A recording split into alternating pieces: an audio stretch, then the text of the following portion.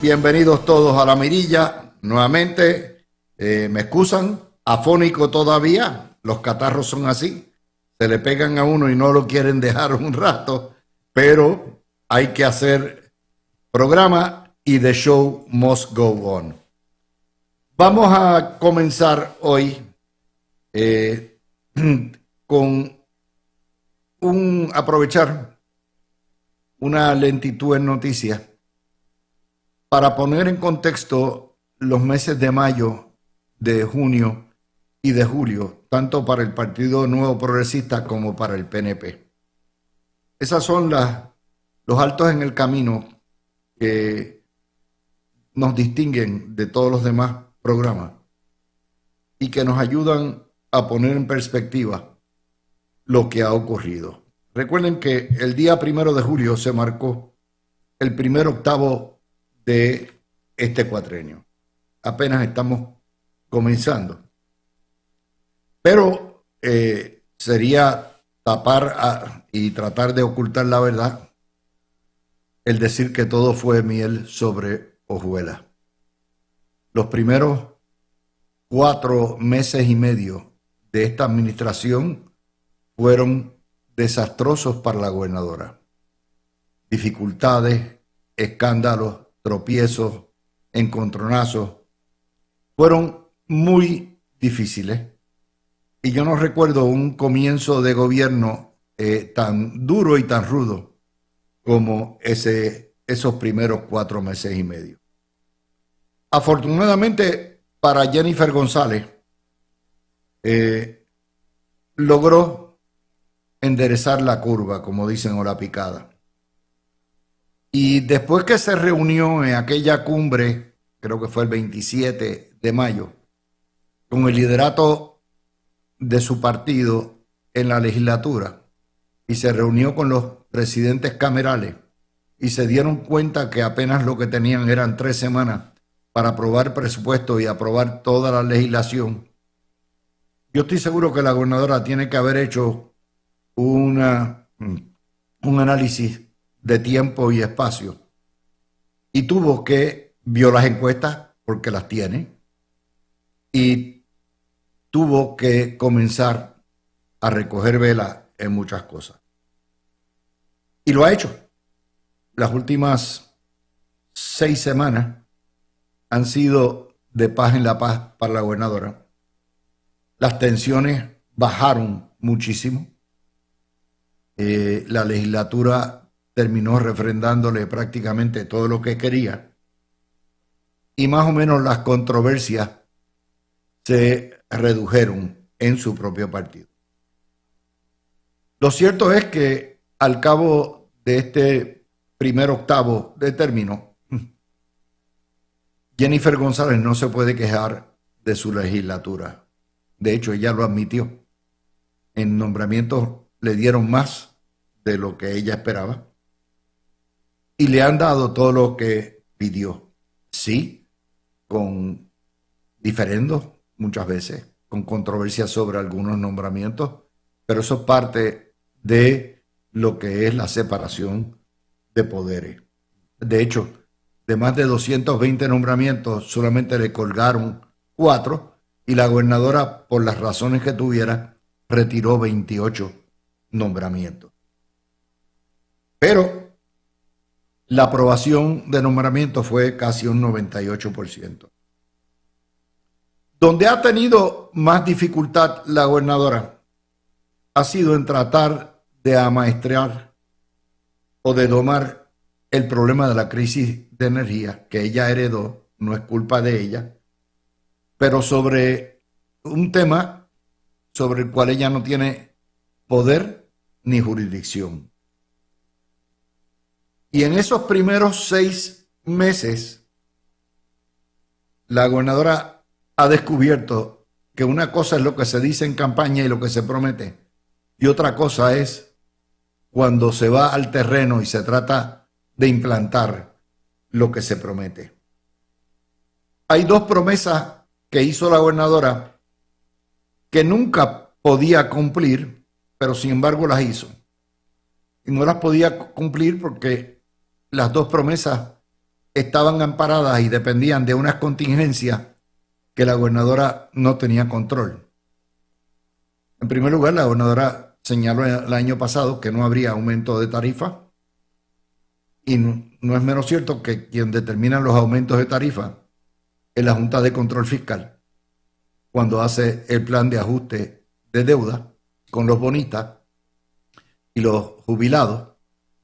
Y ese son dos ajustes que vienen, que incrementan considerablemente la tarifa. El primer ajuste es el de 6 u 8 centavos para garantizar los bonos y las mejoras. Y eso fue ordenado por la Junta de Control Fiscal.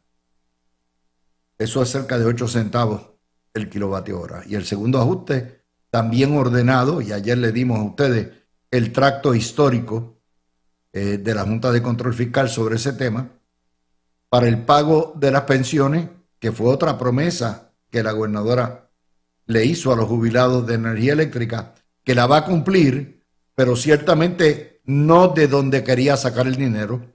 La gobernadora quería que el dinero saliera del Departamento de Hacienda, de las contribuciones, y la Junta de Control Fiscal le dijo que no.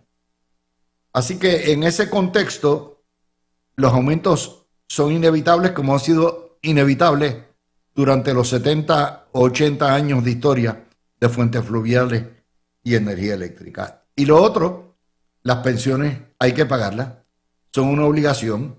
La Junta determinó muy temprano, y el gobierno, que no habrían de tocar las pensiones de los empleados públicos, por lo tanto nunca estuvo bajo el tapete una reducción de esas pensiones. En el otro punto, la gobernadora prometió a principios de año que, como había ya anunciado miles de promesas, miles de interrupciones del servicio eléctrico según va deteriorando la red y se acerca la época huracanada, y ella prometió que iba a tener para este verano o barcazas o unas generatrices móviles que pudieran proveer 800 megavatios extra en caso de que se fuñera alguna de las plantas. Y el zar de la droga, el zar de la energía, comisó a una empresa privada el trámite y el análisis y la recepción de propuestas, y el proceso se fuñó por varias razones. Primero, sacaron afuera a New Fortress, que quería vender y se dedica a vender gas licuado. Segundo, sacaron afuera a otro competidor, son 3 competidores que han sacado, que se llama Gotham's Energy, que era el proponente de las barcazas, y ustedes recordarán que en un momento dado Jesús Colón dijo: las barcazas son la solución, van a estar aquí, las podemos poner, y después se tuvo que meter el rabo entre las patas porque alguien le dijo que no, que las barcazas hay que moverlas cuando viene el huracán, y hoy surge la noticia de que la compañía de las barcazas, Gotham's Energy, que fue descalificada por los que agenciaron ese proceso competitivo, porque no hay que sacarlas en huracanes, salvo que sea categoría 5. Más encima de eso, Power Expectations también tiene la impugnación del único otro postor que quedaba, y eso se fastidió. Y para completar, o sea, eso va para corte ahora. Y ustedes saben, eso es, mire, cuando las cosas van a corte en Puerto Rico, estamos hablando de años. Pero, para colmo de los colmos, el negociado de energía te dio instrucciones a la Autoridad de Energía Eléctrica que tiene que renegociar todo el contrato con Power Expectations para en vez de 2 años convertirlo a 10 años y en vez de 24 centavos el kilovatio hora, negociarlo a 20 centavos, lo que implica necesariamente que tienen que abrir a subasta nuevamente. Les he hecho el cuento largo de la manera más breve posible para que ustedes entiendan lo difícil que es. Trataron, necesitan gasoductos y no pudieron. Y hay también, además de que le van a pagar las pensiones a los trabajadores, ahora también protestan porque no quieren que se pague de ahí. O sea, la pura politiquería. O sea, nadie puede culpar a Jennifer González por no haber tratado. Lo que se le pudiera responsabilizar es de haber hecho promesas que ella sabía que no eran posibles de cumplir, salvo que se dieran las condiciones perfectas. Pero enos aquí, en pleno calor, en una temporada huracanada que amenaza ser bien fuerte y con un proceso o unas 12 semanas que nos esperan, o 16, de muchas interrupciones. Y eso va a ser dificultoso. Por otro lado, Tomás Rivera Schatz también trabajó con la gobernadora a partir de finales de mayo y de las diferencias que tienen, y no hubo ningún percance adicional, pero apeó a la aliada mayor de la gobernadora, la motorizada, de todas las comisiones. Y ahí está, la motorizada se cayó la boca, está tranquila, probablemente se coja un limazo ético y de ahí no pase. Por otro lado, este gobierno bajó los asesinatos 18%, igual que el gobierno de Pierluisi bajó los asesinatos y los delitos tipo 1. Y Joseph González es una de las estrellas de esta administración, al igual que el secretario de Hacienda, que logró récord de recaudo, y Hacienda trabaja como relojito. Económicamente, ustedes se acordarán que desde que salió Donald Trump electo, todo el mundo decía que se iba a caer el cielo, que esto iba a ser horrible, que la guerra de los aranceles, que los recortes, todo eso. Pues ¿sabe qué? Ya estamos en el 7º mes, pero si junta desde que Donald Trump empezó a gobernar, desde que salió electo, son 8 meses. El desempleo en Puerto Rico continúa en 5.4% estable y la inflación, con excepción del sector de alimentos, está en 2.4% a números manejables. Eso quiere decir que la economía a hoy se ha mantenido no vigorosa, pero ciertamente a un paso bueno, no excelente, y no ha caído. Esta gobernadora produjo junto a su legislatura el primer presupuesto cuadrado certificado por la Junta de Control Fiscal, y eso es algo que no se había podido hacer en 7 años anteriores, que lo reconociera. También hubo una resolución de la legislatura pidiendo la salida de la Junta de Control Fiscal, y la gobernadora quiere que salga la Junta de Control Fiscal, pero no están haciendo una revolución, sencillamente están haciendo las gestiones para celebrar vistas. Pero ya en el Congreso, la General Accounting Office le señaló y le indicó: no, nines, ustedes son muy irresponsables, esa junta se tiene que quedar. Jennifer González logró coronar a Sayira Jordan a la IUPI.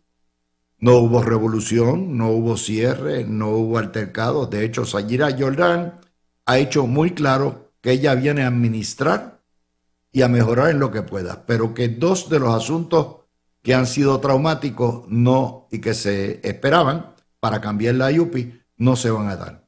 El aumento en matrícula, que no se da desde hace 2 años, no va, y los recortes y los cierres de recintos, que también dijo la presidenta que no va.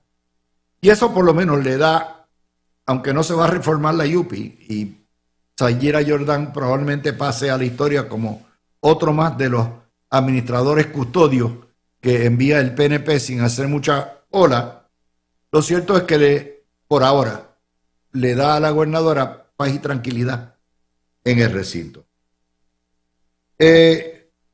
Hubo dos escándalos grandes, aparte de los escándalos de los nombramientos rechazados. La investigación de justicia de la orden ejecutiva de la Parguera y la otorgación del contrato a Power Expectations, que obviamente tiene cabulla. Pero hay que decir también, no ha habido un solo caso o indicio de investigación federal sobre ningún ejecutivo de esta administración ni de la pasada a hoy. A hoy. De hecho, Justicia Federal desestimó o va a terminar prácticamente borrando los casos de Wanda Vázquez, excepto un delito menos grave técnico, y los casos del verano del 19, casos fabricados para impactar y que fueron gran parte de lo que le quitó a Ricardo Rosselló el poder y la autoridad, fueron desestimados también. El Senado le aprobó un récord de nombramientos y le aprobó finalmente los secretarios de Justicia, de Estado y del Trabajo. También los jueces del Supremo nuevos, también. Lo que la gobernadora tampoco puede controlar es al negociado de energía que se ha pasado a palo con energía eléctrica, con Luma, con Genera, con el gobierno, y eso llevó a la gobernadora a mentarle la madre hace varias semanas diciendo esta gente no coopera ni ayuda. Nuevamente, lo difícil. La gobernadora ciertamente ha caído en popularidad. Todos los gobernantes, desde el día que salen electos, empiezan a caer en popularidad. Y eso plantea un problema porque ningún gobernador del PNP que ha caído los primeros 6 meses en popularidad ha vuelto para ganar una elección. Eso es una realidad. Eso no quiere decir que ella sea una fenómena y no rompa el récord y vire esa, pero eso no es bueno. Pero aparte de eso, el PNP tiene que sentirse satisfecho porque tiene un toletero en el bullpen que se llama Miguel Romero, que es nuevamente el mejor alcalde que ha tenido la ciudad capital desde Hernán Padilla. Está haciendo su trabajo, no politiquea, y obviamente es lo que es el acervo en el bullpen en caso de que el PNP tenga que hacer lo que ha hecho en los últimos términos, que se renueva a sí mismo con lo que hay. En cierto sentido, Jennifer González lo que ha hecho es comprarse tiempo. Tiempo para enderezar. Fíjense que a Domenech, que no es presentable en sociedad, lo sacaron. Domenech no es presentable, no tiene credibilidad, por lo tanto está trabajando tras bastidores. Y es la que da cara más a menudo, no es la Secretaría de Estado, Rosacheli Rivera, fíjate qué interesante, es la esposa de Domenech, la licenciada Ferraioli.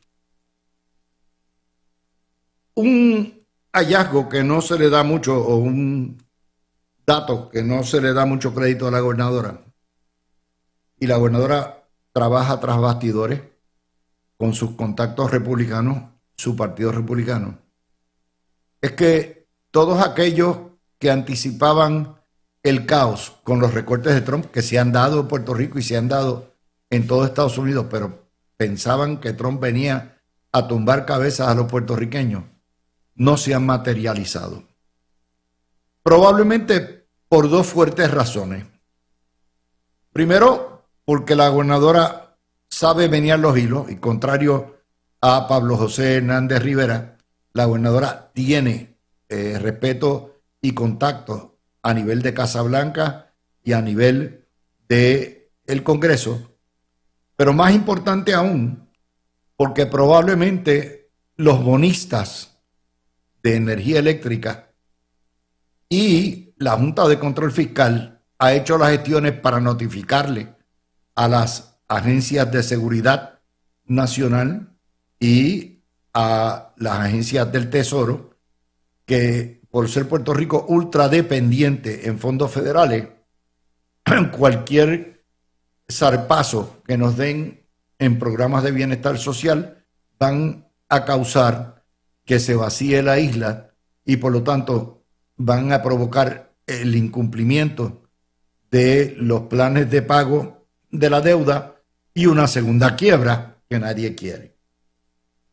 Pero sea cuales sean las razones, ciertamente hay que darle crédito a la que es la celadora de Puerto Rico, la que está ahí, es su turno, es su guardia, y hasta hoy, eso no quiere decir que no van a venir grandes recortes, ya hay recortes en muchos programas, pero los recortes de Puerto Rico vendrán de darse cuando lleguen la fecha de expiración y los plazos de los abismos, particularmente en el PAN y en los programas de salud.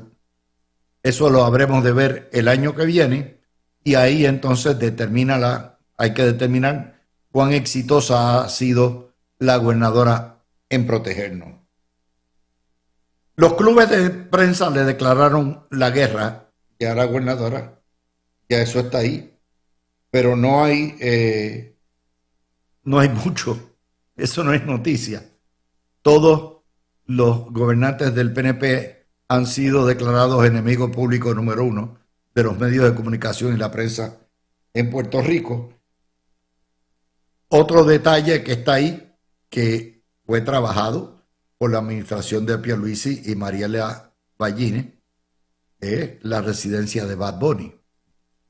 La residencia de Bad Bunny, que empieza esta semana, ha sido un palo. Y de hecho, antes de llegar a la residencia, el turismo está volando. Estamos rompiendo récord en visitantes. Recuerden que el 90 y pico % de los puertorriqueños, de los turistas puertorriqueños, somos puertorriqueños que vivimos en los estados y que vamos a ver nuestra familia o trabajamos y hacemos este tipo de cosas. Pero ciertamente eso ha promovido y los conciertos han sido un palo. El turismo está muy bien y de hecho vaya al aeropuerto. Vaya al aeropuerto. El otro día, el sábado, me tocó volar tempranito en la mañana y aquella terminal de JetBlue estaba atestada a las 5:30 de la mañana. Increíble.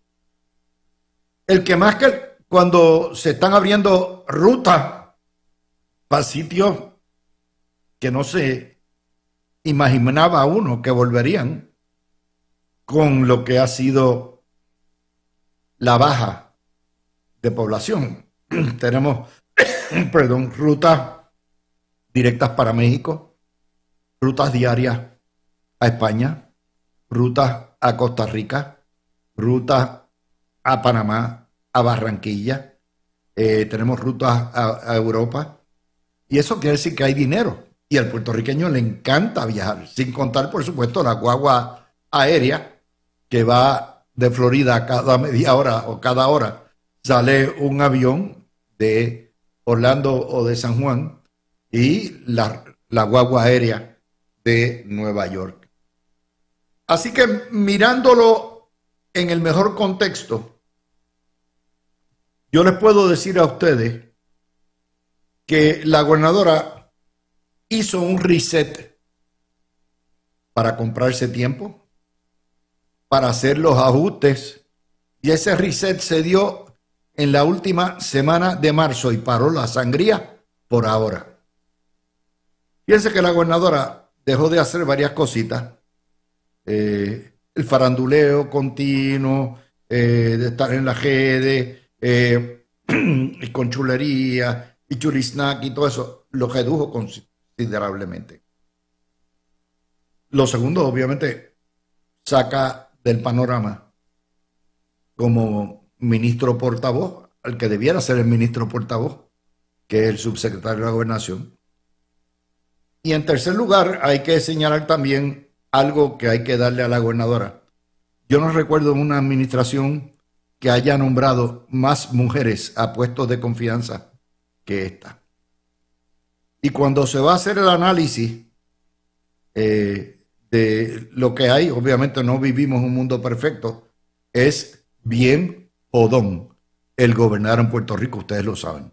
Todo va a ser criticado, todo va a ser rechazado, no es cáscara de coco. Pero en toda justicia, para analizar lo que ha pasado estos 6 meses, tenemos que analizar no solamente las malas, la racha mala que tuvo, sino también la racha buena que ha tenido a partir de hacer los ajustes. ¿Cuánto va a durar eso? No sé. Estamos en pleno verano, la legislatura está en receso, no volverá de nuevo hasta mediados de agosto. En agosto vendrán las follonetas usuales del Back to School y que si las escuelas no están listas, que por cierto empezaron a prepararse desde marzo, ¿ok? Viene la cuestión de cuando llegue o asome por ahí por el Caribe la primera tormenta, empezar la canillera. Ustedes saben, it's a drill, you know the drill. Aquí no va a haber paz y tranquilidad, Malayupi se va a activar y van a haber las protestas. Eso siempre pasa en agosto, septiembre y octubre. Pero dentro del PNP las cosas están más tranquilas y yo creo que también hay un factor. Y ese factor tiene que ver con Jorge Santini. Jorge Santini trabaja, es un hombre maduro ya, un gato arañado, sabe dónde llegarlo, lo respetan en su partido. Y eso es un activo bien importante que tiene la gobernadora en ese contexto. Así que el PNP se puede sentir relativamente tranquilo de que a hoy se han hecho unos ajustes, la gobernadora se ha dado tiempo para ejecutar y como yo les dije en noviembre, diciembre, enero, febrero, marzo, no podemos cerrar el libro o pasar factura de lo que haga Jennifer González hasta tanto pase o llegue ese segundo año, por lo menos los primeros 18 meses que ya sabemos la dirección que lleva. Cuando regrese, vamos a hacer el análisis del Partido Popular y ahí me va a ayudar el panel. No hay mucho. O sea, si muchas cosas han pasado en la administración, en el Partido Popular no hay mucho. El kindergarten lo que hace es jugar. Vamos a cerrar el video y venimos con nuestro panel hoy, con Javier, con Fernando y con Miguel. En términos generales, uno tiene que cantarlas como las ve, pero tiene que ser justo. Las bolas, los strikes, los hits y los outs. No esperen. Si hay algo que debemos aprender de toda esta experiencia y de las administraciones pasadas, no esperen que el problema de energía eléctrica se resuelva ni pronto, ni próximamente, ni el año que viene, ni este cuatrenio. Por lo tanto, en Puerto Rico, si usted depende exclusivamente de energía eléctrica, vaya considerando buscar las placas solares. Hay mucha gente que no tiene o no puede poner placas solares, los que viven en condominio. La mayoría son viejos y no hay espacio para ponerla. Pero si usted tiene una casa, vaya pensando, considere una planta solar o tener una planta de generación de gas que le supla las muchas y largas horas y días que vamos a pasar sin servicio de luz en los próximos años. No hay manera. Tal como está diseñado el sistema, no hay salida rápida. Que sí eventualmente se va a poder arreglar, claro, todo es posible. Pero si hay algo que la experiencia que ha tenido Jennifer González nos ha demostrado, es que olvídese, búsquese su plaquita o búsquese su plantita, no lo piense dos veces, es la mejor inversión que usted puede hacer. Antes de tener placa, yo tenía, digo, antes de pasar placas solares, yo tenía una planta eléctrica que salió razonable, y cada vez que se iba la luz tenía un pipote que se llenaba cada tantas semanas y se le daba mantenimiento y nunca se pasó vicisitudes. Así que eso es algo que tienen que aprender. Ok, vamos al Partido Popular. En el Partido Popular no hay mucho que decir. El Partido Popular lo que tiene es, ha pretendido reciclarnos las viejas mañas con una partida de mocosos. Esta cuestión de la refundación del Partido Popular, eso es totalmente falso. Toda esa trulla de chamacos no tiene ni experiencia, ni madurez intelectual, ni emocional, ni preparación, y lo que son buenos politiqueros. Este es, sin lugar a dudas, el peor equipo que ha tenido el Partido Popular 4 años antes de entrar a una elección. El peor. En este semestre Pablo José no ha hecho nada, literalmente nada. Lo que ha hecho es freír huevo. Ausentismo continuo. Lo único que le interesa es ser comisionado, llegar a ser gobernador. Se pasa aquí. Y su único logro, tal como lo dijo, es haber ido al desfile puertorriqueño con sus socios los diásporos independentistas en Nueva York. Pero cuando usted mira lo que ha pasado con el Partido Popular en 6 meses, ¿cuál es su política pública? Pues la ciudad de Santuario, exponiendo a recortes de fondos a todos los municipios populares que le compran esa soberana idiotez a Pablo José. Y ahí están Hormigueros y Aguadilla. Cuando usted mira las conferencias de prensa que hacían los domingos y que hacen ahora los lunes, todos los días es pura politiquería. No hay soluciones, no hay un plan, no hay una hoja de ruta. Y en uno de los puntos neurálgicos, Pablo José no ha exigido la salida de la Junta de Control Fiscal, porque fue su partido que la trajo. Y, de hecho, fue tan presumido que dijo que él es el que va a definir lo que es ser un buen popular.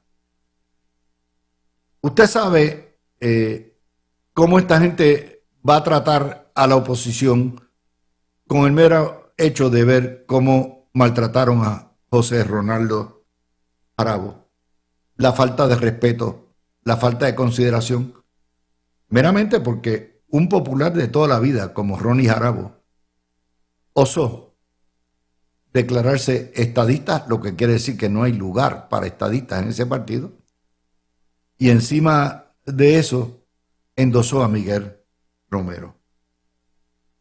Esa falta, esa soberbia, esa falta de caridad la tienen. Y estamos bregando con una trulla de escuincles sin preparación, sin madurez, sin experiencia, sin cualificaciones profesionales. Son todos wannabe de Jotao. Calderón Cerame. Eso no pare más. Pablo José. No pare más. Javier Hernández, que dejó quebrado. Imagínense, la voz de la moralidad del Partido Popular es Javier Hernández. Y Héctor Ferrer, que es un calco que no le llega ni a los tobillos a su padre. El Partido Popular se opone a todo. Se opone a las barcazas, se opone a los gasoductos, se opone a la compañía turca, se opone a todo. Se opuso al proyecto de libertad religiosa. Y lo que nunca se nos debe olvidar es que el Partido Popular, en sus 20 años de habernos espetado el IBU, nos ha sacado el alma con 40.000 millones de dólares que hemos pagado todos con las 11,5 pulgadas que nos espetaron. Y no asumen responsabilidad por eso. En realidad, este Partido Popular es un kindergarten que aspira a graduarse con un doctorado en ciencias políticas y en ciencias ocultas. Es un kindergarten. El Partido Popular de José Luis Dalmau era, y de Jesús Manuel, mejor en términos de calidad que toda esta trulla mocoso. Y cuando usted le diga, bueno, ¿y qué es esto? Bueno, pues no han hecho nada en 6 meses. Ni como oposición han servido. El PNP ha sido mejor oposición y mejor fiscalizador de Jennifer González que lo que ha sido el Partido Popular. Y es en ese análisis, perdonen que me haya extendido un poquitito, pero tenía que coger las dos para que ustedes pudieran contrastar donde nos trae el 8 de julio para comparar lo que ha pasado este primer semestre. De nuevo, este es el tipo de ejercicio, no lo va a hacer ningún otro programa, pero esa es la especialidad de la casa. Empiezo contigo, Javier, o con Miguel, si están por ahí. Estamos aquí y ya llegó también Fernando, está con nosotros. Fernando estaba en el tapón. Sí. Está aquí ya, así que estamos todos ya en cabina. Luis, saludos a ti, saludos a todo el público que nos escucha y aquí a Miguel y a Fernando. Mira, en términos cuando tú envías, ¿verdad? Y haces el análisis del Partido Popular, ahí es que uno de verdad se da cuenta de lo vacío y la falta de alma que tiene ese partido. Yo creo que, o sea, el Partido Popular no se ha podido recuperar del 2016 para acá, de lo que fueron los golpes básicamente cuasi mortales que se le dio a ese partido con la aprobación de la ley promesa, donde básicamente se cae el mito del Estado Libre Asociado y de que el Estado Libre Asociado pues tenía una autonomía fiscal y tenía ¿verdad? Un home rule, o sea que tenía unas elecciones donde localmente mandaban los puertorriqueños y los Estados Unidos no podían imponer unilateralmente condiciones sobre Puerto Rico, que eso era lo que vendieron ellos por décadas. Y cuando se aprueba la ley promesa y cuando entonces también el mismo día el Tribunal Supremo Federal baja con una decisión que es la de Pueblo versus Sánchez Valle, que cometieron el error garrafal de elevarlo de una decisión del Tribunal Supremo de Puerto Rico y buscar allá un certiorario en el Tribunal Supremo Federal, y lo que cogieron fue un galletazo. Y que básicamente... Pero gracias a Agapito. Sí, bueno, hay que darle las gracias. Y los asesores, gracias a Alejandro y a sus asesores en esos momentos que determinaron pues hacer esa barbaridad y subir ¿verdad? Y buscar ese caso y subir al Tribunal Supremo Federal para que allá los terminaran de enterrar. Y al final del día el Partido Popular no tiene un mensaje unificado de qué es lo que le ofrece al pueblo de Puerto Rico, más allá de que pues nosotros no somos los PNP y los PNP están peleando, así que vengan y escójanos a nosotros. Sí, pero te traigo con Fernando. Evidentemente, Luis, eso no les ha funcionado en las últimas 3 elecciones. Y si siguen con eso, yo quiero ver qué es lo que va a decir el huevito en el 25 de julio, cuál es la definición o que él va a traer. Olvídate, nuevo. Eso todo el mundo va a estar en la playa. Fernando, es el contraste. Obviamente, tú puedes criticar a la gobernadora por todo, pero no la puedes criticar por no haber tratado y por no haber ejercido sus oficios, ¿verdad? Si funcionó o no funcionó, o está funcionando, eso es otro cuarto de hora. Y lo cierto es que hay un reset a partir de la última semana de mayo. Y eso te da ya prácticamente 6 semanas de relativa paz y tranquilidad en el PNP.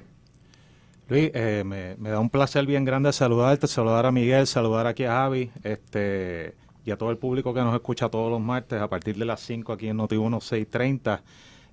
Mira, definitivamente la gobernadora ha sido bastante efectiva. Tuvo unos tropiezos en los primeros 3 meses de su gestión, pero ha sido bastante efectiva en acaparar los espacios en los medios de comunicación, y cuando los medios de comunicación no le querían prestar atención, pues ella directamente con el pueblo a través de las redes sociales para proyectar que estaba empezando a ejecutar la obra que había prometido en la plataforma. Esto es lo mismo que pasa cada vez que un gobernador PNP está al mando. Siempre se trata de desmerecer el récord, siempre se trata de minimizar. Pasó el cuatrienio pasado, pasó cuando Ricky, pasó cuando Rosselló padre, aunque ya eso eran otras épocas y ahí los medios tradicionales tenían más control y los gobernadores no podían hablarle directamente al pueblo con tanta facilidad como ahora. Y por el lado de la legislatura, mira, la primera sesión legislativa fue una bastante productiva. Se habla de que no se aprobaron todos los proyectos de ley que la plataforma de la gobernadora prometió. Mira, es que era solamente la primera sesión, son 6 meses. Tú no puedes lograr todo eso en 6 meses y pretender también que se atiendan todos los nombramientos que por ley o por la Constitución de Puerto Rico se requieren. O sea, el Senado de Puerto Rico y también la Cámara atendió el 100% de los nombramientos de la gobernadora, no se los aprobó todos. La gobernadora retiró unos cuantos, hemos discutido ya saciedad por qué. Pero si vamos a hablar de productividad en cuanto a la legislatura, y la gobernadora, el récord habla por sí solo. La gobernadora obviamente no puede bajar la guardia. Tiene que seguir llenando los espacios en las redes sociales, en los medios tradicionales, y seguir proyectando que está ahí presente con el pueblo, presente con sus legisladores, presente con sus alcaldes y los alcaldes de la oposición también, porque ella es una gobernadora para todo el mundo. Si logra mantener ese mensaje así, fuerte, y no volver a caer en el chisme beauty, como tú le llamas, en pues cosas que en realidad no, tal vez le sacan puntos con ciertos sectores de la población, pero no con la población en general, que tal vez está en el medio y no milita en el PNP o en el PPD, le auguro una buena segunda mitad de año. Miguel. Sí, saludo a los radioescuchas, a Javi, a Fernán, a ti Luis. Básicamente, yo creo que como todo gobierno, yo creo que los compañeros lo han atendido resumido adecuadamente, como todo gobierno que inicia un cuatrenio tiene sus tropiezos. Y pues la gobernadora tuvo sus tropiezos, lo atendió, mejoró la comunicación con la Asamblea Legislativa, se aprobaron los proyectos programáticos que ella había presentado, los nombramientos. Esta segunda sesión es sumamente importante porque viene reforma contributiva, que fue una promesa de campaña del Partido No Progresista, y que la gobernadora tiene un comité que lleva trabajando este semestre y quiere presentar ya la reforma, que eso entrará, si se aprueba en los primeros meses de la próxima sesión, entrará en vigor ya el próximo año contributivo. Y sí, eso pero acuérdate que ya la Junta dijo que no quiere recorte de contribuciones. Claro. Lo dio bien claro. O sea, esas son retos. Que es el mismo problema que ha tenido en energía eléctrica. Claro, pero esos son retos que la gobernadora y la Asamblea Legislativa van a tener que atender. Ya salieron como yo digo, que el mayor reto son los nombramientos, por lo menos hablando del Senado. Ya pasaron esa etapa. Ahora vamos a cuestión de legislación, de cumplir con proyectos programáticos. Y yo creo que si la gobernadora sigue con este track en las últimas semanas de tener mejor comunicación con la legislatura, no va a tener problema la próxima sesión legislativa y la primera del próximo año, que ahí más o menos uno va definiendo cómo se va proyectando para la reelección. O sea, esto es importante. Pero fíjate, hay otra cosa, y es interesante, y es el contraste. El contraste es brutal. La gobernadora luce gigante frente al infantilismo y a la moronería de Pablo José. O sea, no hay comparación. Son dos ligas completamente. Pablo José es una liga de chongo y la gobernadora pues compite en los clásicos con un récord impecable de ganados y perdidos, pero es del cielo a la tierra. O sea, tú no puedes comparar chinas con botellas. Tú no puedes comparar un chamaco que no tiene experiencia en nada, que no ha disparado un chícharo, que lo que es un politiquero barato, con lo que ha hecho la gobernadora. Bien o mal. Y mire, si ha habido un programa que le ha dado duro a la gobernadora, ha sido este. Son del cielo a la tierra. Mira, cuando tú vienes a ver cuáles fueron los mayores desaciertos o tropiezos de parte de la gobernadora en los primeros meses, fueron las nominaciones de secretario de Estado o secretaria de Estado, secretaria de Justicia, y esas fueron como que, ¿verdad? Obviamente esos dos puestos fueron los de mayor controversia en términos de las nominaciones, pero en términos de legislación como tal, la gobernadora y la legislatura se pusieron de acuerdo para pasar legislación importante para el Partido Nuevo Progresista, como fue la de libertad religiosa, la de los derechos del no nacido y otra legislación conservadora que era parte del compromiso programático. Has tenido que la gobernadora ha estado en todo momento buscando alternativas para mejorar el sistema energético, al punto de que en este momento, gracias a avances que se hicieron en reparaciones de generatrices que estaban fuera de servicio y que han entrado en servicio, hasta el momento no se ha tenido problemas con la generación ahora en el verano, que se esperaba que fuera, y estuviéramos teniendo muchos problemas con eso. Y obviamente están estas otras adjudicaciones de proyectos para añadir generación al sistema que están corriendo su curso en los tribunales y hay mucha especulación sobre qué va a ocurrir. Pero se ve a una gobernadora que está activamente buscando resolver el problema. A la misma vez tienes otra legislación que está quedándose, como dice Miguel, para la próxima sesión, porque, bien dijo Fernando, tú no puedes aprobar todo el programa que tenía el PNP en los primeros 6 meses y en una sola sesión. O sea, eso no iba a pasar. Pero ciertamente se ve un trabajo en equipo en términos de lo que es la legislación que el PNP prometió durante la campaña y que es la más importante y relevante. Tú comparas eso con lo que está haciendo Pablo José, que sale en un video diciendo que sus grandes logros son haber ido a la parada puertorriqueña en Nueva York y haberse reunido con demócratas para impulsar legislación cuando los dos cuerpos del Congreso, Cámara de Representantes y el Senado, los controlan los republicanos, y eso ha quedado, eso que él habla, que él logró, evidentemente todo el mundo sabe que no fue él. Así que al final del día no tiene logros para adjudicarse, y el Partido Popular, más allá de Javier Hernández hablando de la Parguera y haciendo un referido en la Parguera, que eso es por lo que se le ha conocido en el último mes a él, pues no tiene de dónde adjudicarse triunfo. Mira, Javier Hernández es un títere, es un fastren, es un charlatán. Y tú tienes un charlatán que es tu point guard.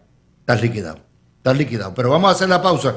Cuando vengamos, vamos a hablar del caso del padre vengador. Las noticias desde un ángulo totalmente distinto a lo que se ve durante el día. Ese es nuestro deber.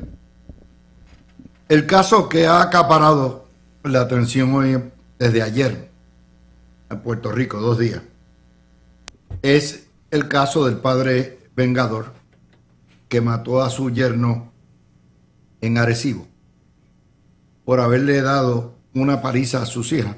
Aparentemente le daba y la sonaba fuerte. El caso de Miguel Ángel González Varela, de 60 años, que fue y se entregó a la policía. Los hechos ocurren, la paliza de la víctima, bueno, hay varias víctimas, pero que el yerno le da a la hija es a las 11:30, y este señor fue a la 1 y casi a las 2 de la mañana y le vació la pistola. Vamos a analizar esto desde la vertiente. Aquí hay 3 vertientes de violencia en una sociedad que se nos ha ido de las manos y se está tornando más violenta que nunca.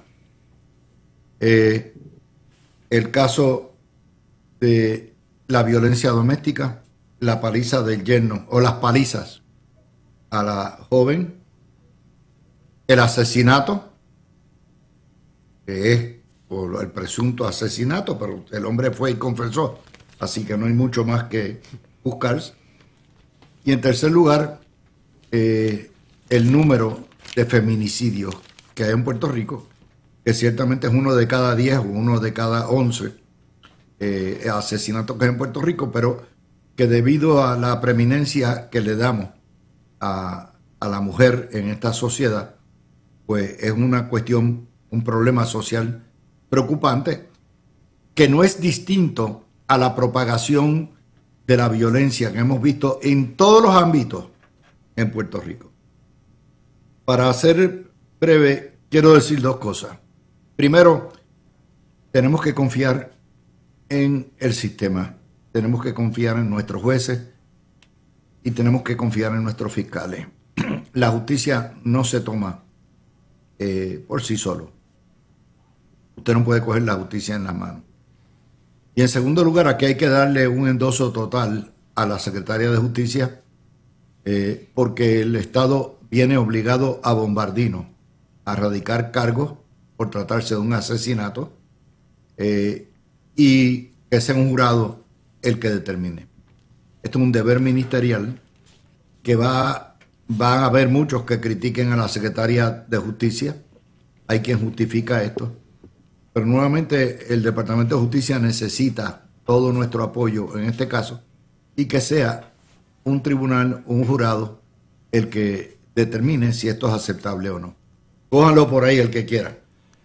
Luis, yo no veo gran diferencia entre este suceso trágico y los tiroteos que se dan cada 2 o 3 semanas en barriadas residenciales públicos y hasta en vecindarios que por lo regular son tranquilos y que están relacionados con la guerra interminable entre diferentes organizaciones que pelean por el control del narcotráfico en Puerto Rico.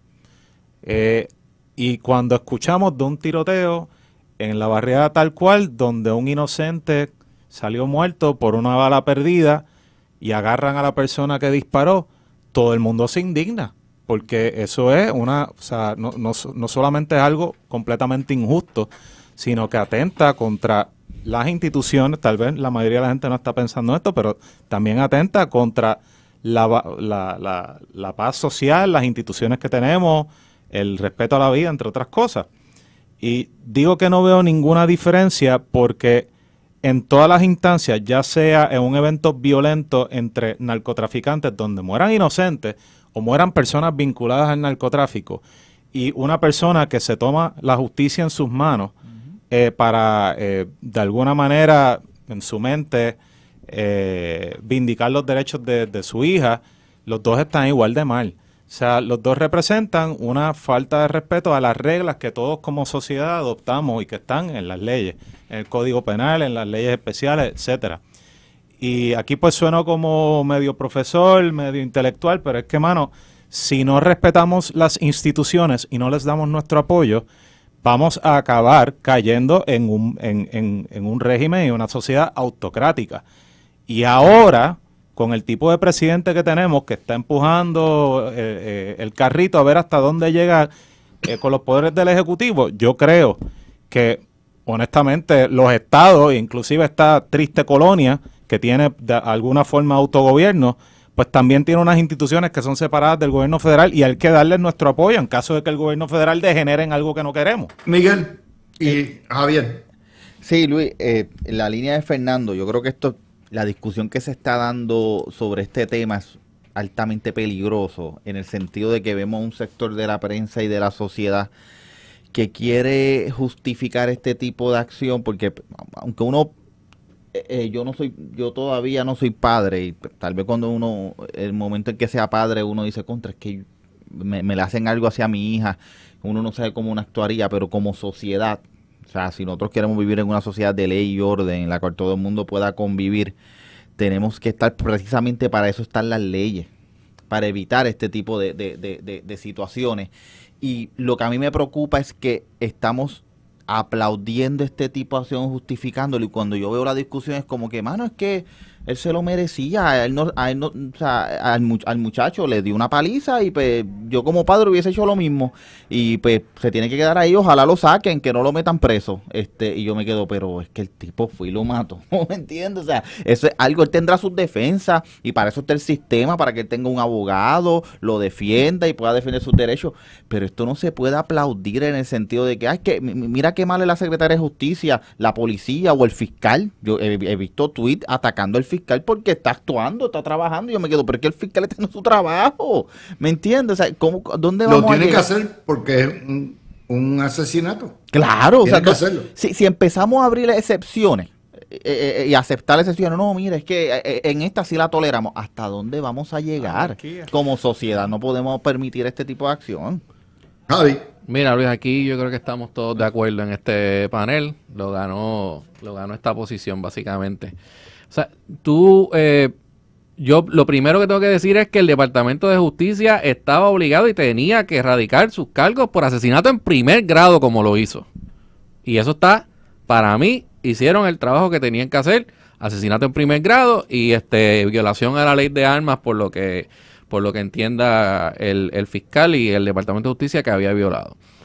Lo segundo es que estoy de acuerdo con todos ustedes, es bien peligroso la discusión que se dé de justificar que una persona haya tomado la justicia en sus manos y haya asesinado a un joven de 21 años, porque aquí se pierde también de perspectiva que el asesinado es un joven de 21 años que no sabemos hasta este momento si esto era una situación recurrente de violencia ¿verdad? En el seno de esa relación, si esto era la primera vez que esto ocurría, y obviamente obviamente no es justificable la acción de violencia que el joven hizo contra su pareja, jamás y nunca eso es justificable. Pero si tú entonces permites que las personas tomen la justicia en sus manos ¿verdad? Y este asesinato hubiese entonces el Departamento de Justicia mirado para un lado, no hubiese erradicado, no estuviese llevando un caso como lo está llevando en este momento, pues entonces ¿qué impide que el resto de la sociedad comience igualmente a tomar la justicia en sus manos? ¿Qué impediría entonces que la familia de ese joven de 21 años, cuando vean a este señor en la calle libre y básicamente si no estuviese ahora mismo siendo procesado, qué hubiese impedido que entonces ellos se tomaran la justicia en sus manos también y lo asesinaran a él? Y así seguimos.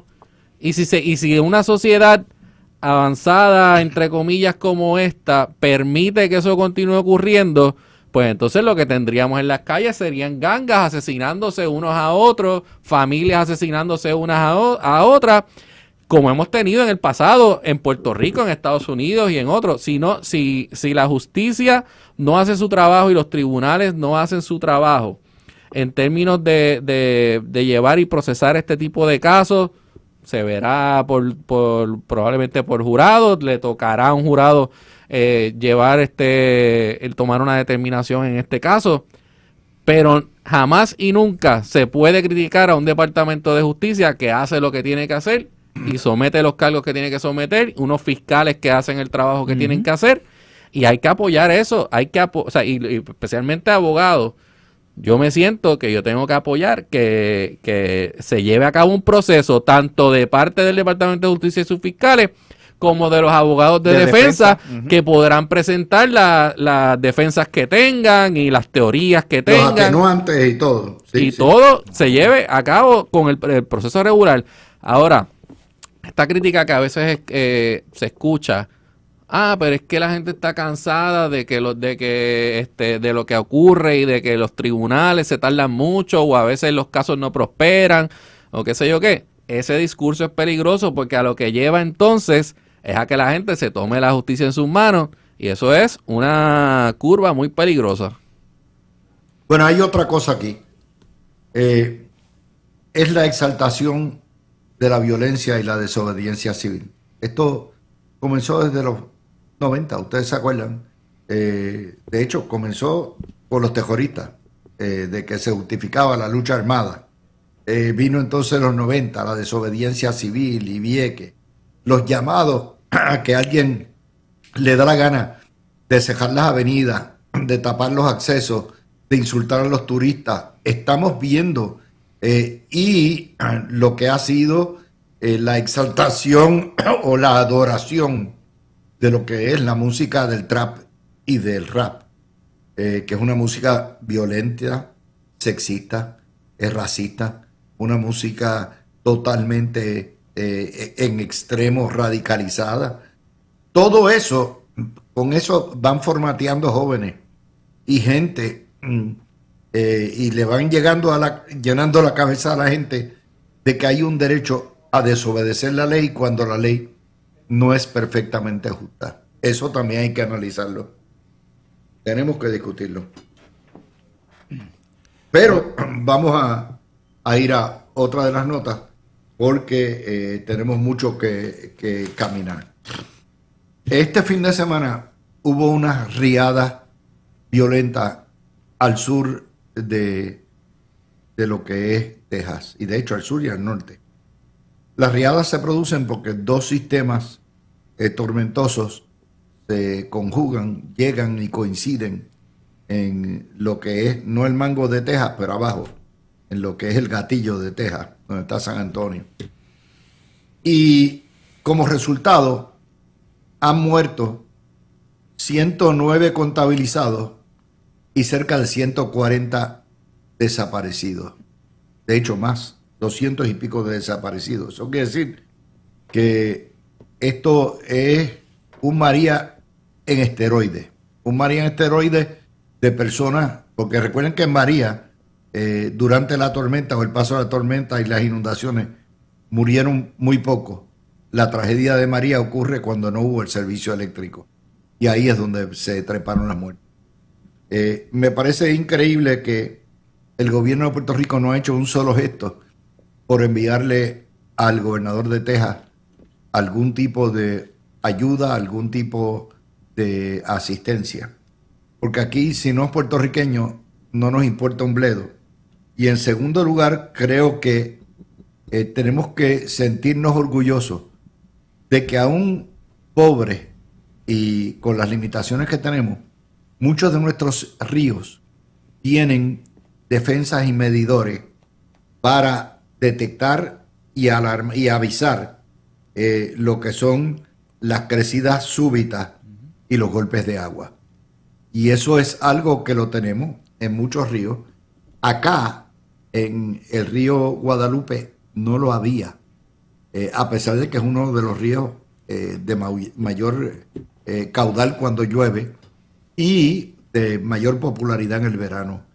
Es algo que tenemos que sentarnos a pensar, porque lo que pasa en Texas también ocurre en Puerto Rico e igual y viceversa. Yo no puedo creer que el gobierno no haya mandado una brigada de rescatistas porque todavía están buscando muertos, ¿ok? Cójanlo ahí. Yo quiero profundizar un poco en lo que se sabe hasta ahora que llevó a que murieran sobre 100 personas, por lo menos es el conteo que vi esta mañana, no sé si aumentó. El gobernador Abbott acaba de decir hay 250 Wow. Desaparecidos, además de los 109 muertos. Ok, mira, mencionaste de sistemas de monitoreo de crecidas en el río. Ajá. Lamentablemente, en Texas, esa función la maneja principalmente los gobiernos de los condados. Se han entrevistado a varios administradores de condado o por alguna razón parece que en algunos condados allí los jueces de distrito administran también condados. Y esas personas han dicho, mira, nosotros no tenemos este sistema ubicado aquí porque los contribuyentes no lo quieren pagar. Y no es la primera vez que el río Guadalupe crece. Luego de una crecida que se dio hace unos años, se trajo a colación en uno de los condados y la gente que fue a la sesión allí le votó en contra, o los representantes electos de los residentes. Que eso es un contraste con Puerto Rico. Aquí en Puerto Rico nosotros nos tomamos muy en serio lo que son los sistemas de alerta ante fenómenos atmosféricos, y yo creo que es por la presencia todos los años de tormentas y huracanes, que no quiere decir que no caigan en Texas, porque sabemos que cada año llega por lo menos mínimo una tormenta al área de Houston y eso. Pero a lo que voy es que esto, o sea, primero es eso. Segunda cosa que es bien importante tomar en cuenta es que DOGE le cortó la cabeza a un montón de funcionarios del Servicio Nacional de Meteorología de los Estados Unidos. Hay muchas vacantes en las áreas donde creció el río. No había, por ende, no había buena comunicación entre el Servicio Nacional de Meteorología y la agencia estatal y las agencias locales que manejaban estas cosas. O sea que también hay que pensar, o sea, más allá de si la gobernadora envía o no envía ayuda, que oye, eso nunca está de más, cuando se hacen recortes al garete, tenemos consecuencias. Y se advirtió cuando se hicieron los recortes en la National Oceanic and Atmospheric Administration, en la NOAA, de la cual el Servicio Nacional de Meteorología es parte, que ante fenómenos atmosféricos fuertes, los efectos podían ser más severos ante la ausencia de personal que pudiese monitorear lo que estaba pasando. Y ahí tenemos el primer golpe. O sea, Oye, que yo creo que es algo que nos debería forzar a todos los ciudadanos estadounidenses a pensar bien, oye, ¿recortamos cabezas en el gobierno por recortar o lo hacemos bien? Lo que rompe la cabeza, murieron niñitas en un campamento de verano. 27 entre el staff y las niñitas. 27 niñitas de primero, segundo, tercer grado. Y yo creo es que una todavía barbaridad. hay decenas desaparecidas. Todavía están Sí, sí, buscando. no, de hecho acaban de las nenas dar del los campamento, números. no Estamos hablando de apareció 300 y pico. ¿Ok? Esto es horrible y nos obliga a nosotros, recursos naturales, quien trabaje las cuencas de los ríos, no sé cuál es el departamento, cotejar que las sirenas estén funcionando, que haya una coordinación con los avisos, porque aquí los golpes de agua bajan, particularmente en la montaña, violentamente, ustedes lo saben. Mira, y no es mira. únicamente un río, cualquier quebrada se convierte en un mar. Y yo vi un video aquí de lo que ocurrió. Y es que ocurre tan rápido. O sea, básicamente en 10 minutos el río se creció de una forma que da miedo. O sea, uno ve el video y te da miedo. Pero yo aprendí esto. Mi familia por parte de padres es de San Sebastián. Y yo a veces me iba con mis abuelos para San Sebastián a pasar días por allá y habían ríos, quebradas, cerca, siempre allí en San Sebastián hay unos cuantos, cerca de la casa habían uno. Y yo siempre recuerdo, yo pequeño, estoy en el río con mi familia y empieza a llover, una llovinita bien, bien bajita y rápido. Mi abuelo dice, vamos a salirnos, porque, y yo, ¿pero por qué? Empezó a pelear porque yo soy un nene que estoy metido en el río ahí, estoy gozando y él me manda a salir. Básicamente a los 5 o 10 minutos ha bajado y el río, pues básicamente si llegamos a estar ahí nos lleva. O sea, que yo le ruego a todo el que nunca ha pasado por eso, que piensa ir al río con sus amigos y a lo mejor nunca ha ido, oriéntense con sus familiares o vayan una vez con sus familiares, tan pronto empieza a llover o usted vea siquiera lluvias a lo lejos, pero que usted la pueda, que la esté viendo, sálgase del río, porque la verdad es que estas corrientes son tan y tan rápido y suben tan y tan rápido que no le da tiempo al que esté en el cauce al momento de que venga ese golpe, no le va a dar tiempo de salirse. Usted tiene que salirse cuando eso está todavía bajito y no ha dado ese golpe. Yo creo que siguiendo la línea de Fernando, esto va a tener un impacto político en el sentido que yo creo que el Congreso, que es bien raro actuando, yo vislumbro que el Congreso va a actuar. Y porque es que no es solamente el impacto en Texas, yo creo que esto es un impacto a nivel nacional. Mira cómo Puerto Rico, nosotros por nuestra condición de isla y todo eso nos compete lo que está sucediendo. A nivel nacional lo van a estar discutiendo muchas jurisdicciones y eso va a provocar que sus representantes y sus senadores en el Congreso pasen legislación a los efectos de o darle más fondo a esas áreas que atienden las crecidas de los ríos y esas particularidades, o pasar una legislación comprensiva de estudio y es que lo tienen que hacer. O sea, lo que se demostró es que esto no se le puede dejar necesariamente a los county que sea discreción de ellos, porque aquí estamos hablando de vidas. O sea, y aquí pues creo que el gobierno federal va a tener que o empujar a los estados a que trabaje una legislación uniforme o que el gobierno federal entre y regule este tipo de área para que esto no vuelva a ocurrir. Porque y lo otro, en Fortaleza tiene que haber alguien que esté monitoreando las noticias. Y cuando surjan tragedias así, la gobernadora debe enviar, aunque sea una delegación token, aunque sea rescatista, lo que fuera, para ayudar. ¿Por qué? Porque es hoy por ti, mañana por mí. Sí, Y cuando a nosotros nos da bien duro, ustedes saben que han venido brigadas de muchos estados y necesitamos tener esa reciprocidad. Y Texas hay por lo menos 700 y pico mil de puertorriqueños viviendo, ¿ok? A pesar de que es un estado enorme. totalmente de acuerdo, más allá del sentido humano y de ser lo correcto ayudar al prójimo en situación de necesidad, políticamente hablando, eso estrecha relaciones con las jurisdicciones. O sea, un gobernador de un estado que ve que un compañero de otra jurisdicción lo ayuda en un momento de necesidad, en otro momento, eso lo va a recordar. O sea, el estado, la jurisdicción lo recuerda y se agradece. Y esas cosas hay que cultivarlas, esas relaciones hay que cultivarlas porque uno nunca sabe cuándo las necesitemos, más allá de que yo creo que lo principal, y el movimiento principal debe ser por sentido humano, de ayudar al prójimo y a los conciudadanos. El otro sentido tiene que ser uno político. O sea, cuando hablo político, no lo hablo en el sentido de politiquería, político en el sentido del Estado. Ayudar a su otra jurisdicción, a la jurisdicción hermana en momentos de dificultad. Así Porque la prensa lo que nos ha enseñado es que si se muere un puertorriqueño, entonces hay que reseñarlo. Pero si se muere cualquier persona que vive en un estado, eso no es importante. Esa es parte de las puercadas de la prensa puertorriqueña que le enseña a la gente de que el valor de una vida puertorriqueña es 1000 veces más importante que el valor de cualquier conciudadano de los estados. Luis, pero oye, no es lo que tú estás sugiriendo, pero la gobernadora no esperó para subir un post en las redes sociales mostrando solidaridad con lo que pasó en Kirk County y haciendo referencia a una familia puertorriqueña que perdió gente allí. Por eso, pero eso no es suficiente.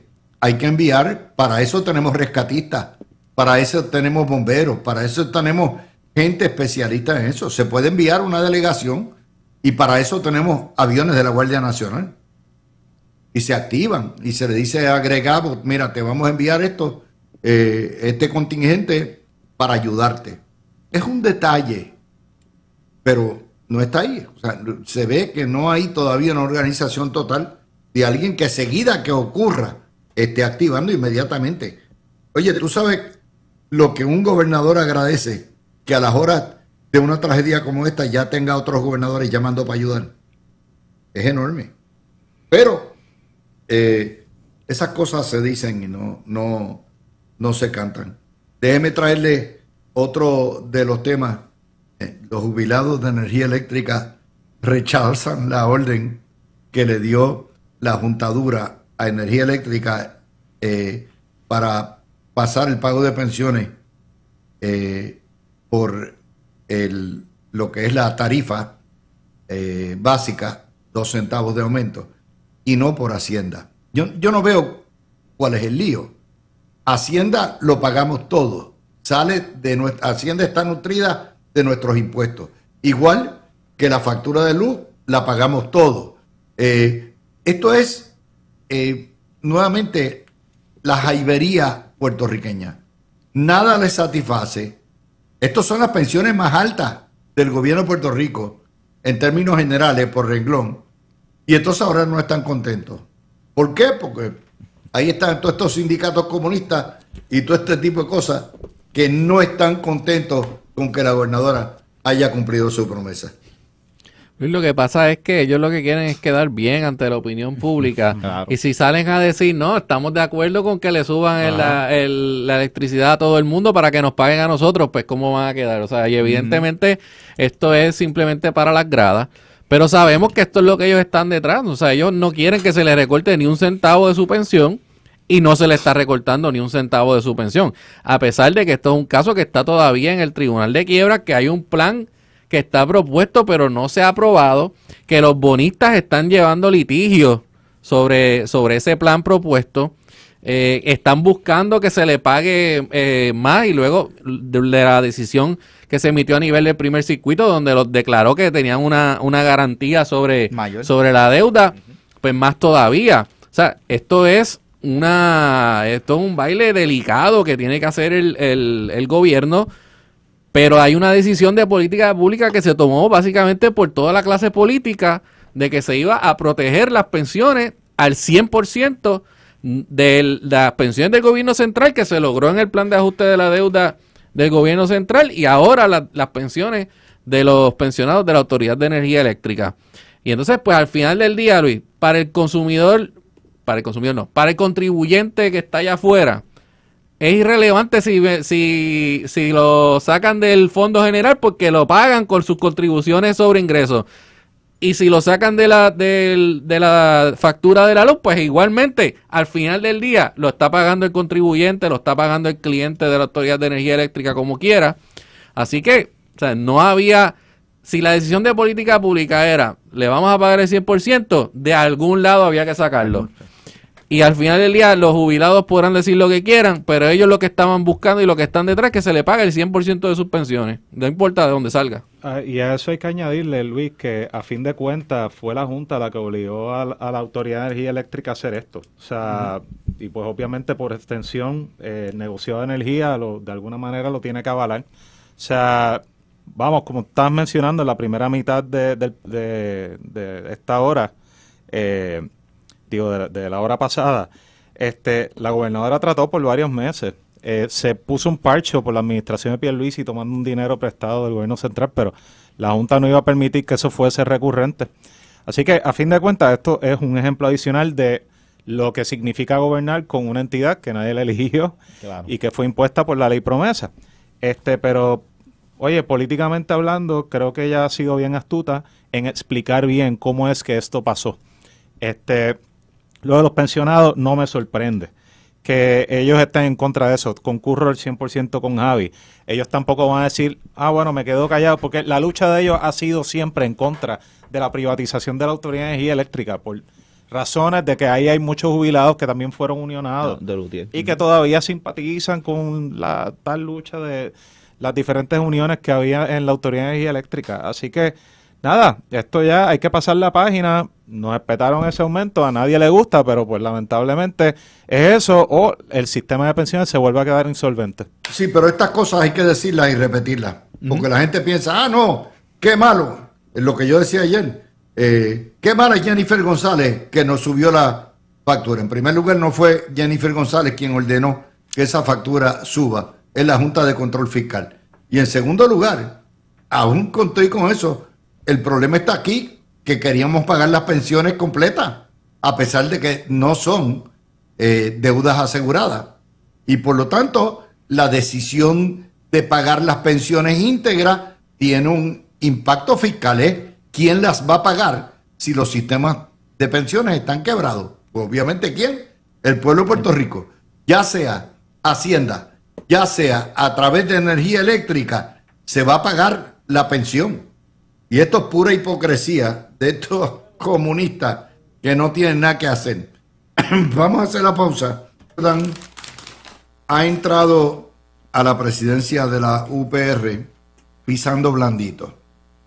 Sayira es una galla juga, como dicen, que ella ha estado a nivel universitario, se conoce la izquierda y parece que va encaminada a hacer lo que se llama una caretaker o una custodia tutora. No va a haber cambios espectaculares en la UPI. Me parece que es claro que la labor de Sayira Jordan es tratar de mantener la UPI en paz y sin cerrar, sin pisar muchos callos. Ya hace bien claro que no va a haber un aumento en las matrículas para los residentes. Para los estudiantes extranjeros sí va a haber aumento de matrícula, que hace tiempo no se da. Y en segundo lugar, no va a eliminar recintos. Eso quiere decir que aquellos que estaban esperando grandes cambios espectaculares, ¿no? Sayira va a ser otra, como fue Norma Maldonado, como fue Miguel Muñoz, como fue De la Torre. Fue otra presidencia más que va a ir meramente para velar que la universidad no se prenda en fuego. No sé qué ustedes piensen, pero creo que en ese contexto le cubre, o por lo menos trata de cubrirle un flanco que siempre ha sido vulnerable por el activismo a los gobernadores PNP. Adelante. Mira, esto yo creo que es un déjà vu. Yo creo que discutimos esto hace 1 o 2 semanas. Básicamente, cuando Sayira asume la presidencia, lo primero que dice y le preguntan, creo que fue por aquí mismo, fue Normando en la mañana, si no me equivoco, le preguntó que si iban a hacer el recinto y ella fue bien clara y dijo que no, que eso no estaba no estaba en el plan ni presupuestado, y el presupuesto que tenían les daba para correr todos los recintos en este momento. Y llegamos a la conclusión en aquel momento, mira, que Sayira simplemente vio lo que ocurrió cuando el anterior presidente de la universidad habló de cerrar programas, ni siquiera recintos, cerrar programas que no cumplían con requisitos de matrícula ya por varios años. Y hoy no está. Y hoy no está allí. Y parte de por lo que no está fue por el revuelo que ocurrió, ¿verdad? Y que causó cuando las expresiones que hizo sobre cerrar estos programas. Así que a menos que venga una solución, yo creo que esa fue la conclusión que llegamos la otra vez. Sí, a menos que venga la solución de la clase política en términos de legislación y haya ese vaqueo, como uno dice, de los políticos del PNP en términos de apoyar cierre de recintos, pues, evidentemente ya no lo va a hacer por su cuenta. Y la realidad es que si lo haría sería suicida, porque si no tiene ese support, y si no viene, ¿verdad? También la decisión tomada de la mano de ciertas acciones que también tienen que tomar los políticos para viabilizar eso, pues entonces ya no lo va a hacer. Se acabó. Y no la culpo, o sea, sinceramente no la culpo. Ya, cuando ve que el presidente que estaba antes se fue precisamente por recomendar algo tan sencillo y, como yo digo, common sense. Mira, hay unos programas que solamente tienen hasta una persona matriculada, esto hay que cerrarlo, y con todo y eso presionó para que se fuera, y ahí dice, yo no voy a recomendar esto. Yo espero que Sayira, yo no le adjudico que ella no quiera hacer cambios. O sea, yo creo que toda persona que llega a la Universidad de Puerto Rico quiere dejar un legado, quiere hacer unos cambios. Ella, si se concentra, puede hacer unos cambios internos de contratación, de administración de los recintos. Creo que se puede ser creativa en unos asuntos sin tocar el tema de cerrar recintos y aumentar matrículas.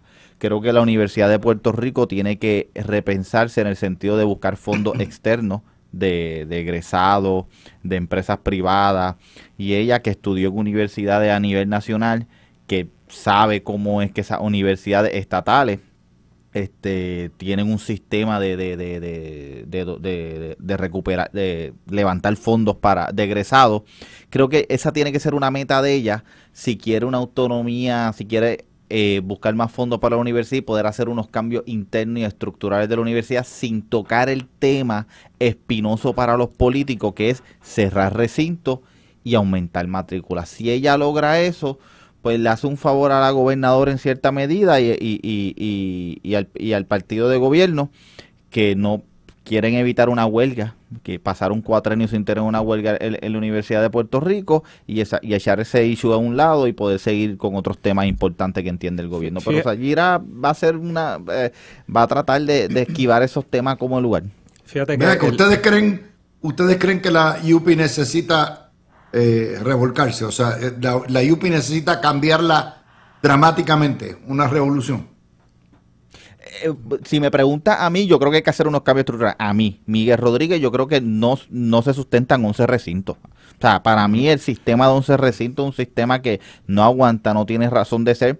Hay que especializar recintos. Utuado tú lo puedes convertir en una escuela de veterinaria. Carolina tú lo puedes convertir en un research park y mover justicia criminal para Río Piedra. Tú puedes ser sumamente creativo. ¿Por qué tenemos que tener un Macao? Tú puedes cerrar un Macao. O sea, tenemos Aguadilla cerca de Mayagüez. Hay un montón de recintos que no tienen sentido. Ese soy yo, Miguel Rodríguez. Y fíjate, así me pregunta a mí. El plan fiscal, de hecho, me dio con mirarlo después de que tocamos este tema hace 2 semanas. El plan fiscal de la UPI, el último, el del 2021, no requiere que se cierre ni un solo recinto. Lo que requiere es que se adopten eficiencias administrativas para centralizar los controles de gastos a nivel, pues centralizar, pues quiere decir a nivel central, pienso la oficina del presidente, de los 11 recintos. Claro. No dice vamos a cerrar 3 de los 11 recintos. O sea, que el que trae el tema de cerrar recinto, honestamente, lo que quiere es causarle un problema a la gobernadora. Político. Por sí. eso es que yo entiendo, a pesar de que a nosotros en este panel nos hace todo el sentido del mundo, y yo estoy de acuerdo, hay recintos que no hacen sentido.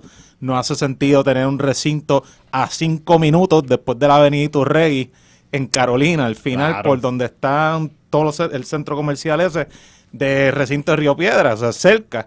Pues tú puedes cerrar. Lo que pasa es que, por lo menos, la juntadura no te está exigiendo eso. Y se sabe que cada vez que tú vas a hablar o de subir la matrícula o de tumbar un edificio, te trancan los portones. Y por lo más que tanto, tú la quieras lluvia tener es mano dura, te irreformable. va a causar un problema político. O sea, La lluvia es irreformable.